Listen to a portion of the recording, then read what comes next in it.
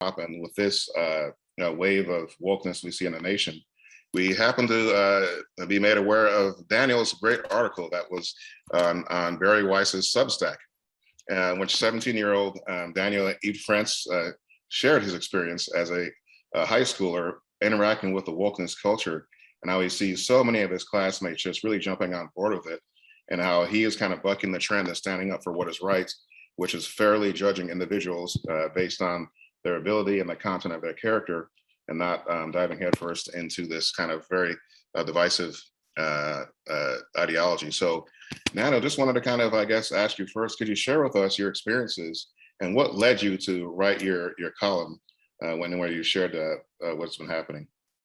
Yeah, definitely. So I would say that my story definitely really took hold around during the time the pandemic took over. And for, the pandemic obviously wasn't a good thing for our country, but I would say there are some benefits, especially to my life. And I tell people it is the ability for me to create or formulate my own worldview without outside forces. And so for many students, they get a lot of their unfortunately, a lot of their values from teachers. That would be fine until you realize that these teachers are resentful ideologues and intend to turn students into that as well. And so for me, during the pandemic, being in my house and during the summer at my aunt's house, I spent a lot of time being able to listen to podcasts, to look over. I used to be on a debate team. I looked over facts that, before when I did debate, to me, it was just a competition. I just wanted to win. And so I would just amass all these facts about different current events, like the death penalty and Medicare for All and UBI and whatnot. And I never really got a chance to really sit down and think about them. And so during the last year and a half, I believe, during the last year and a half, I've been able to just sit down and really listen to podcasts, read books and whatnot, and come to my own understanding of the world. And so I would say that is the ultimate. I would say that is the my experience right before I would say being Daniel Idfresne politically. Of course, there's a longer story about how my parents raised me, how, what schools I went to when I was in middle school and whatnot. But it was really during the pandemic, I really got a chance to think it all through and to formulate my own worldview.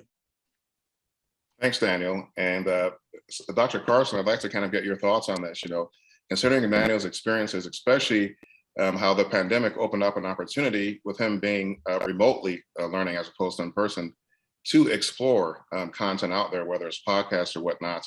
And I think with the work we're doing here, Dr. Carson, and your voice out there, I think is part of what people are discovering too, to get an alternative viewpoint to what they see in the media, or in the case of Daniel, as students. What has been your experience, sir, as you've spoken with folks around the country, spoken with educators and other people? What is people's take of what's happening in education and how these changes from the pandemic are affecting how wokeness spreads or doesn't spread?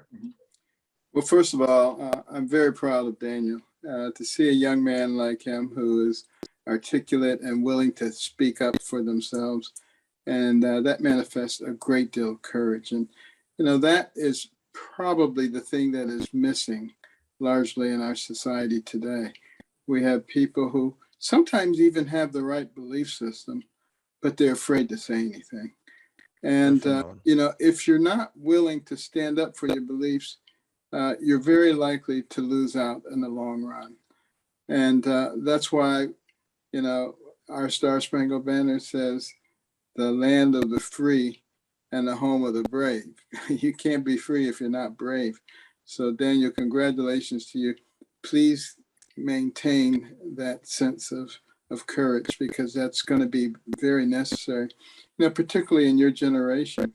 And as I travel around the country, and I've been doing a lot of that lately, very large, enthusiastic crowds who want to be encouraged,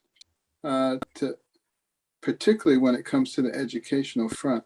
You have to recognize what's going on in our country. Nikita Khrushchev who you may or may not know about Daniel. This was like 60 years ago. He was the Putin of that time. And he said to President Eisenhower, "Your grandchildren's children will live under communism, and we will never have to fire a shot." Well, what did he know? He knew that all they had to do is gain control of our educational system so that they could indoctrinate the young people. And they've done an incredible job. They've been working on it for 60 years, taking a long-range view. And then he knew also that they had to gain control of the media so that you could parse out to the people only what you wanted them to know. And you could hide the things that you did not want them to know. And that most people would not be diligent enough to search and read and find out for themselves what's going on. They just listen to the CNNs of the world and get one particular point of view, which is ideologically skewed. And then he also knew that you would have to replace faith in God with faith in government and make people dependent upon the government. And then in order to gain real dependency, you had to be able to redistribute the wealth. And the way you do that is you increase the national debt to astronomical levels so that you can justify massive taxation. And if you're observant, you'll notice that those are all the things that are going on in our society right now today. I think people are waking up to this. They say it's always darkest before the dawn. But it's pretty dark now, so I think the dawn's coming. And, people